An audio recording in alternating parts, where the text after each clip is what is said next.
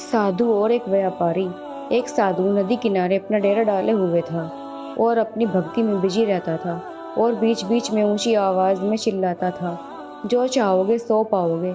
उस रास्ते से गुजरने वाले लोग उसे पागल समझते थे।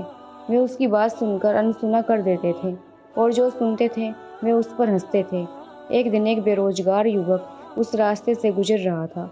साधु के चिल्लाने की आवाज़ उसके कानों में भी पड़ी, जो चाहोगे सो पाओगे, जो चाहोगे सो पाओगे।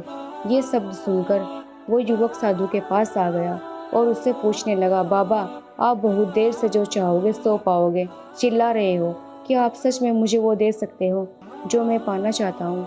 साधु बोला, हाँ बेटा, लेकिन पहले तुम मुझे ये बताओ कि तुम पाना क्या चाहते हो?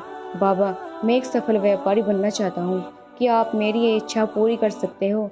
युवक बोला, बिल्कुल बेटा, मैं तुम्हें एक हीरा और एक मोती देता हूँ, उससे तुम जितने चाहे हीरे मोती बना लेना। साधु बोला।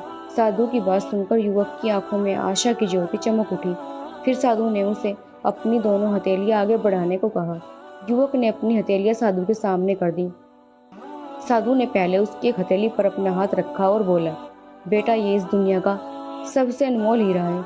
इसे समय कहते हैं। इसे जोर से अपनी मुट्ठी में जकड़ लो। इसके द्वारा तुम जितने चाहे उतने हीरे बना सकते हो। इसे कभी अपने हाथ से निकलने मत देना। फिर साधु ने अपना दूसरा हाथ युवक की दूसरी हथेली पर रखकर कहा, बेटा, ये दुनिया का सबसे कीमती मोती है। इसे धैर्य कहते हैं। जब किसी कार्य में समय लगाने के बाद भी परिणाम प्राप्त न हो तो इससे धैर्य नामक मोती को धारण कर लेना। यदि ये मोती तुम्हारे पास है तो तुम दुनिया में जो चाहो वो हासिल कर सकते हो। युवक ने ध्यान से साधु की बात सुनी और उन्हें धन्यवाद कर वहां से चल पड़ा।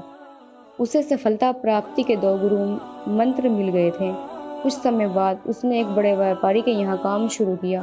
कुछ वर्षों तक वो दिल लगाकर व्यवसाय का हर गुण सीखता रहा और एक दिन अपनी मेहनत और लगन से अपना सपना साकार करते हुए सफल व्यापारी बना।